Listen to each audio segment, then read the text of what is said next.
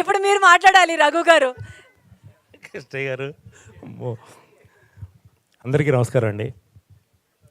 ఒక చిన్న సినిమా అయినా సరే పెద్ద మనసుతో మమ్మల్ని ఆశీర్వదించడానికి వచ్చిన మా సోదరులందరికీ, మా మీడియా సోదరులు అందరికీ నేను శిరస్సు వంచి నమస్కరిస్తున్నానండి. ఎందుకంటే ఇవాళ చాలా బిజీ డే యాక్చువల్గా మీడియాకి చెప్పాలంటే. ఇవాళ ఆల్మోస్ట్ సిటీలో నాకు తెలిసే ఒక 7-8 సినిమాలు జరుగుతున్నాయి. ఇంత కష్టతరమైనటువంటి సమయంలో కూడా ఈ సినిమాకి ఖచ్చితంగా రావాలి మా రఘు సినిమా అని పెద్ద మనసు చేసుకొని వచ్చిన అని మీ అందరికీ, అన్నయ్యలకి, తమ్ముళ్ళకి అందరికీ కూడా నేను మనస్ఫూర్తిగా ధన్యవాదాలు తెలియజేస్తాను. Thank you so much. Thank you. We love you. So మీ సమయానికి వృధా చేయను నేను. ఇదే అందరు చెప్పినట్టుగానే సినిమా కష్టపడి చేసాం, ఇంకా అది బ్లా బ్లా బ్లా అంతా ఉంటుంది. ఏదైనా 17వ తారీఖున ఈ సినిమా ప్రేక్షకుల ముందుకి వస్తుంది. ఇప్పటివరకు మేము రిలీజ్ చేసినటువంటి టీజర్లు కానీ, లేకపోతే సాంగ్స్ కానీ, ఇప్పుడు ట్రైలర్ కానీ, ఈ సినిమా మీద ఒక ఐడియా అనేది ఒకటి క్రియేట్ అవుతుందని మేము భగవంతుని కోరుకుంటున్నాం.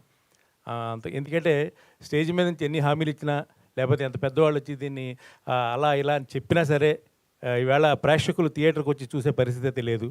ఎందుకంటే ఆ మొదటి రోజు ఉండే ఇది ఏదైతే ఉందో, ఆ మార్నింగ్ షో లేదా కంప్లీట్ ఒక విమర్శ, సినిమాకి సంబంధించినటువంటి ఒక మంచి 4 మాటలు, అలాగే ఆ శుక్రవారం రోజు ఖచ్చితంగా సినిమా చూడాలి అనుకునే కొంతమంది సినిమా మీద పిచ్చితో ఉండే సినీ ప్రేక్షకులు, వీళ్ళు చెప్పేది ఏదైతే ఉందో అదే ఆ రోజు సాయంత్రానికి ఆ సినిమాని నిలబెడుతుంది. ఇవాళ ఇది ప్రాక్టికల్గా జరుగుతున్నటువంటి నిజం. ఎంత పెద్ద సినిమాకైనా సరే, ఎంత చిన్న సినిమాకైనా సరే, కేవలం ఇప్పుడు ఏంటంటే ఆ కంటెంట్ ఇదొక్కటి మధ్య బాగా నానుతున్నటువంటి మాట అందరి నోట్లలో. సో ఆ కంటెంట్ ఈ సినిమాలో ఉన్నది అని మేము ఇప్పటిదాకా మేము ఫీల్ అయ్యాం.